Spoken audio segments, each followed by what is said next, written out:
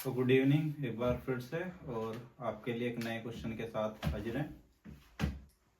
फिर वही आपके लॉन्ग क्वेश्चन हम लेकर आए हैं चैप्टर 9 क्लास 12 हिस्ट्री के, है ना। तो आपका क्वेश्चन है पहला,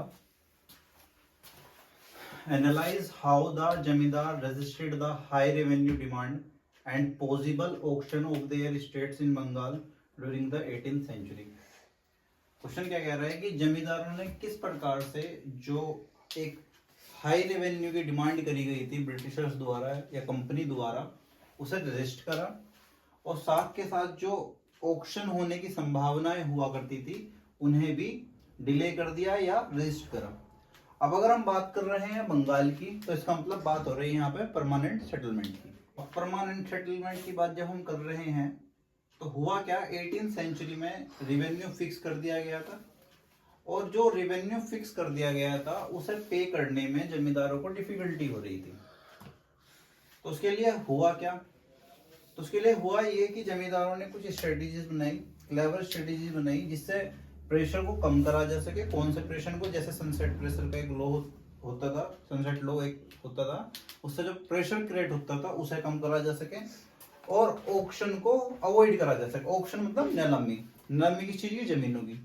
नीलामी क्यों होती थी, कब होती थी? नीलामी तब होती थी कि देखो, परमानेंट सेटलमेंट में होता क्या था कि एक फिक्स्ड अमाउंट पे करना होता था। किसे पे करना होता था? कंपनी को।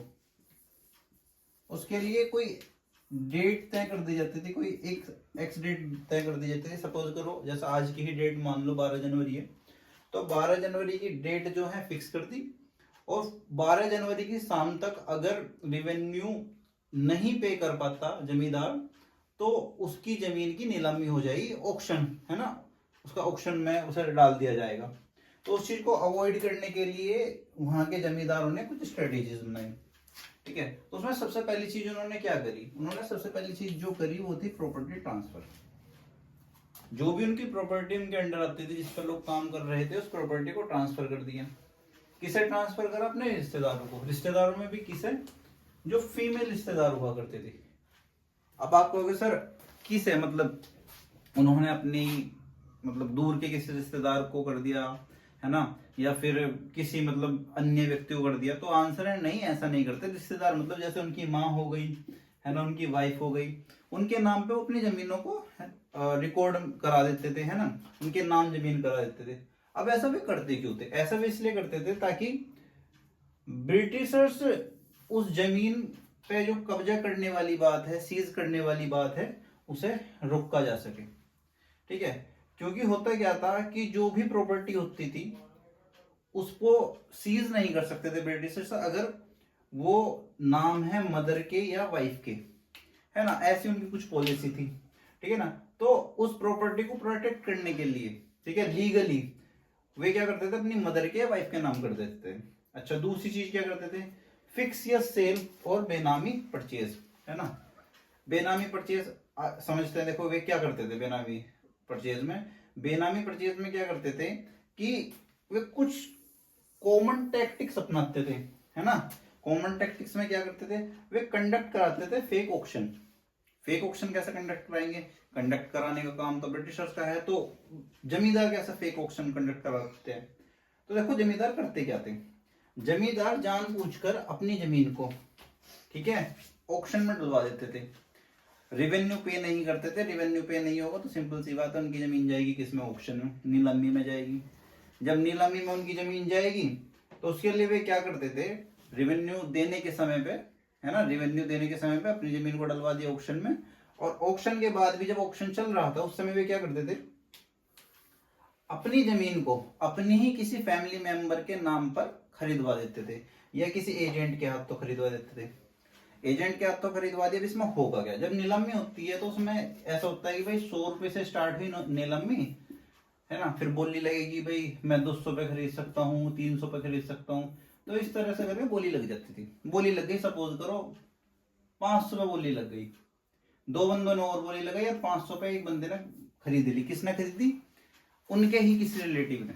देखो समझो ऐसा है कि ऐसा नहीं है सारे के सारे रिलेटिव ही बैठे हैं।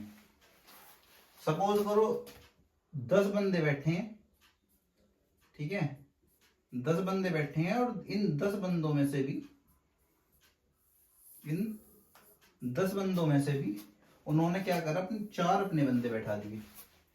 इन्होंने बोली लगाई कुछ कि भाई 100 में खरीद सकता हूँ, इसने बोली लगाई 200 में खरीद सकता हूँ, इसने बोली लगाई 300 में। ठीक है, 300 में बोली लग गई। अब 300 में बात आई है, 400 में इन्होंने बोली लगा दी कि भाई ठीक है 400 में खरीद सकते हैं। अब ये जो और बंदे बैठे हैं, ठीक है, इन्होंने बोली कितने की लगा दी, 400 की, जो जमींदार के रिलेटिव नहीं है या जमींदार के एजेंट नहीं है। अब 400 के बाद इन्हें दिखाई दे रहा है कि अगर इससे ज्यादा बोली लगाई तो ये जमीन की, है ना, फर्टिलिटी के हिसाब से या जमीन के प्रोडक्शन के हिसाब से ज्यादा पैसे हो जाएंगे, है ना। तो 500 लगाना सही नहीं होगा, तो 400 पे रुक गए ये। अब इनका जो फैमिली मेंबर है बंदा, वो क्या करेगा, इसकी बोली लगा देगा 500। अब 500 बोली लगा दी तो आप कहोगे सर 500 रुपए देने पड़ेंगे क्या, तो आंसर है नहीं, बस बोली लगवाई है। जब पेमेंट करने की बारी आती थी तो पेमेंट करने से मना कर देते थे, फुल पेमेंट नहीं करते थे। ठीक है, पता लगा 100 रुपए तो उन्होंने पेमेंट करे और बाकी पेमेंट करने से कर दी मना कि भाई हम इतने पेमेंट नहीं कर पाएंगे। अब पेमेंट ये होना कब होता था, पेमेंट वही है कि जमीन सपोज करो 1 साल के लिए या 2 साल 3 साल के लिए लीज पे ली, है ना, सपोज कर लीजिए 1 साल के लिए लीज पे ली और 1 साल के एंड में जाके, है ना, पे करने, कितने करने हैं, 500 रुपए पे करने हैं। लेकिन 500 रुपए जब पे करने की बारी आई तो इनके ही रिलेटिव ने क्या कहा, जिसके नाम जमीन हुई थी, कि जी 100 रुपए ही पे करवा पाऊंगा मैं, तो इससे ज्यादा नहीं कर पाएंगे। ठीक है, 100 रुपए पे कर सकते हैं, इससे ज्यादा नहीं कर पाएंगे। अच्छा जी, 100 रुपए पे करवा सकते हैं, इसका मतलब क्या हुआ कि जितनी पेमेंट होनी थी अकॉर्डिंग टू सनसेट लॉ उतनी पेमेंट नहीं हुई। ठीक है, टाइम पे नहीं हुई है, तो अब होगा क्या, ऑक्शन होगा, दोबारा से ऑक्शन हो गया। ऑक्शन हुआ, फिर 10 बंदे बैठे, सपोज गए 10 में से 6 बंदे और बैठ गए और 5 जो है 4 बंदे इनके बैठ गए। अब इन्होंने फिर बोली लगवाई, 100 रुपए से बोली स्टार्ट हुई, 200 गई, 300 गई, 400 गई, है ना। फिर 400 के बाद फिर किसी बंदे ने कह दिया कि नहीं भाई इससे ज्यादा तो सही नहीं होगा। 500 की बोली इनमें से किसी ने लगाने के बाद 1 साल लीज पे ले ली।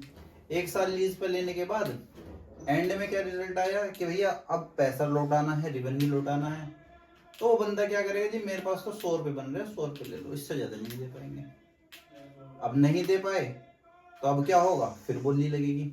ये एक तरह का लूप बन जाता था। ठीक है, ये लूप का फायदा कौन लेते थे, जमींदार। एक मतलब बार बार वही। अच्छा, एंड में आके होता क्या था, जब कलेक्टर वगैरह परेशान हो जाते थे, वे कहते थे कि भाई हमसे नहीं हो रहा जमींदार साहब, आप ही दोबारा इस पे अपनी खेती कर लो, अब आप ही करवा लो।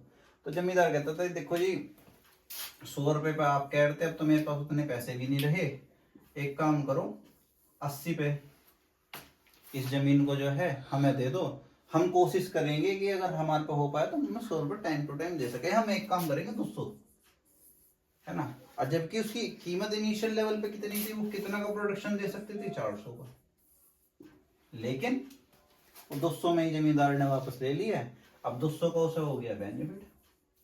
तो ये एक लूप होल था जमींदारों के पास, इस लूप तो होल का फायदा लेके वे अपनी, है ना, मतलब ऑक्शन करते थे और ये बेनामी संपत्ति ले ला के अपना काम चलाते थे। बेनामी का मतलब होता है फॉल्स नेम, है ना। तीसरा कारण क्या था, तीसरा कारण था ऑब्स्ट्रक्टिंग आउटसाइड बायर्स, है ना। अब ये इन्होंने लूप होल बना लिया है, 400 की जमीन को 200 में खरीद के 200 का मुनाफा ले रहे हैं और बेवकूफ बना रहे हैं गवर्नमेंट का भी, है ना, कंपनी का भी। तो अब कंपनी क्या करेगी, कंपनी सोचेगी कि हम बाहर के जो खरीदार हैं, है ना, ऑक्शन बाहर के बाहर ही कर दें, उन्हें बुला के यहाँ पे खेती करवाना स्टार्ट कर दें, है ना। तो कितना सुनने में अच्छा लग रहा होगा कि ना बड़ा आसान है, बाहर के बंदे को बुलाओ, उससे खेती करवाओ और भगा दो, है ना, बड़ा आसान है। लेकिन होता क्या था, जो जमींदार होते थे उनके पास खुद के लठियाल होते थे, है ना, ग्रामीण भाषा में लठैत बोल देते हैं, या उनके जमींदारों के लोकल गुंडे मान लो। तो जब बाहर का बंदा आके कोई अपनी, सपोज करो उसने अपना मकान बनाया, झोपड़ी बनाई और उसने अपनी फार्मिंग करनी स्टार्ट करी किसी एक्स एरिया में जमीन में, तो ये जो लठैत वगैरह होते थे उसे पता लगा, रात को गए पीट पाट का आ गए कि अगर तू यहाँ पे रहा तो तुझे मार देंगे, ये कर देंगे, वो कर देंगे, पीट देंगे, तो भगा देते थे, है ना। लोकल पीपल की हेल्प लेते थे, है ना, लोकल पीपल को अपने फेवर में कर लेते थे कि भाई देखो ये जो है बाहर से बंदा आया हुआ है, हम तुम्हारे अपने हैं और हमें अपने जो लोग हैं उसे सपोर्ट करना चाहिए, बाहर वालों को, इस तरह की बातें चलती थी, भगा दिया जाता था। जो छोटे मोटे किसान होते थे, जो जमींदारों के अंडर काम कर रहे होते थे, उनके दिमाग में भी एक थिंकिंग की देखो ये जो कंपनी वाले हैं तो फिर भी बाहर के हमारे जो है ना पुराने परंपरा के तौर पे जमींदार चले आ रहे हैं, है ना, वही असली मालिक है और हम तो उनके अकॉर्डिंग ही काम करेंगे। तो ये जो रैयत होते थे, किसान होते थे, ये भी कोऑपरेट करने से मना कर देते थे। चौथा कारण था ऑक्शन प्रोसेस, है ना, ऑक्शन प्रोसेस अभी मैंने तुम्हें बताया ही है, ठीक है। ऑक्शन प्रोसेस में इन्होंने लूप होल निकाल रखा था, ठीक है। उसमें भी क्या है, लैंड पोजेशन, कि सपोज करो ऑक्शन हो भी गया, दूसरा बंदा लैंड को ऑक्यूपाई करना चाह रहा है या पोजीशन लेना चाह रहा है, उसे वो नहीं करने देते थे, ठीक है। तरह तरह से पीट देते थे, धमका देते थे, किसी भी तरह से मतलब उसे पोजीशन नहीं लेने देते थे। अनपेड रिवेन्यू, है ना, जो वहां के रेट होते थे उनसे क्या कहते थे कि एक काम करो तुम्हारा हम देख लेंगे जो भी होगा, कि जमींदारी तो तब रहेगी ना सामने वाले बंदे के पास जब उसके पास रेवेन्यू जाएगा। मान लो बाहर का कोई बंदा आया ए नाम का, यहाँ पे ग्रामीण है 1 2 3 4 करके सपोज करो 100 बंदे हैं, यहाँ से बी जो जमींदार है उसने कह दिया, जेड जमींदार ने, कि ऐसा है ये जो बाहर का बंदा है इसे रिवेन्यू ही मत देना, है ना। जब रिवेन्यू ही नहीं देंगे तो वो आगे कंपनी को कैसे देगा, मतलब ही नहीं बनता कंपनी को वो दे पाए, ठीक है, वो कंपनी को दे नहीं पाएगा। तो जब वो कंपनी को दे नहीं पाने का है तो कंपनी प्रेशर इससे बनाएगी, अगर प्रेशर भी ना बनाए तो अकॉर्डिंग टू सनसेट लॉ इससे जमींदारी छीन जाएगी, वापस जमींदारी किसके पास आ जाएगी, जमींदार के, ठीक है। तो एक तरीका ये था, ठीक है। इसके बाद आ जाते हैं लास्ट में लीगल डिले। जो कानूनन कार्रवाई होती थी उसमें डिले होता था।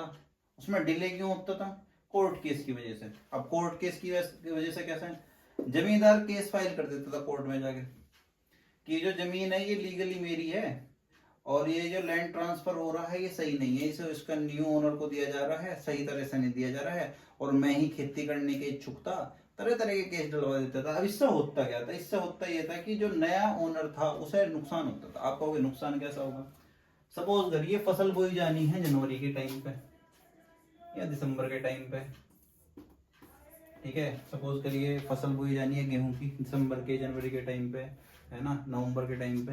अब हुआ क्या, इस बीच में डलवा दिया केस। अब जब किसी जमीन पे केस डल जाता है तो उसमें हम कुछ भी काम नहीं कर सकते, काम नहीं कर सकते। तो हुआ क्या कि दिसंबर जनवरी में उसमें फसल बोई जानी थी, फसल बोने का टाइम निकल गया। इससे हुआ क्या कि जो तुम्हारा ओनर था उस पर कर्ज चढ़ गया कंपनी का, उसे मुनाफा या प्रॉफिट कुछ हुआ ही नहीं।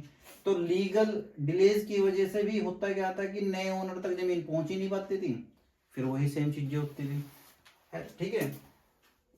और एक्शन प्रोसेस का तुम्हें पता ही है, जो कोर्ट के थे वो कितने ज्यादा स्लो थे, इसकी वजह से वही फिर आके कि बिजनेस जो था प्रॉफिटेबल बन जाता। तो एंड में आके हुआ क्या, एंड में आके हुआ कि जो जमींदार थे उन्होंने धोखेबाजी करी, किसके साथ, कंपनी के साथ। उनके साथ लीगली चालाकी खेल ली, चाल खेल ली कि भाई ऐसा ऐसा करके इन्हें बेवकूफ बनाओ। और एंड में आकर जो सबसे जरूरी चीज होती है वो है लोकल सपोर्ट। जो जमींदार थे उनके पास गवर्नमेंट के कंपनी के कंपैरिजन में जो गांव के लोग थे उनके पास उनकी जो लोकल सपोर्ट थी, किसके, जमींदारों की, जमींदार जो थे उनके पास लोकल सपोर्ट जो थी वो कंपैरेटिवली अंग्रेजों के या कंपनी के बहुत ज्यादा थी। और लोकल सपोर्ट के बिना कोई भी काम नहीं होता, ठीक है। तो ये हमारा आज का क्वेश्चन था, उम्मीद आपको समझ में आया होगा। ये फैक्चुअली कहीं भी अगर इनकरेक्ट है तो आप मुझे कमेंट सेक्शन में कमेंट करके बता सकते हो, ठीक है। और इस तरह की नई वीडियो देखने के लिए इस चैनल पर बने रहिएगा, इस तरह के नए नए क्वेश्चन आते रहेंगे। अगर किसी फ्रेंड को या आपके रिलेटिव को इन वीडियोस की जरूरत है तो उन्हें शेयर करना। Thank you, have a good day.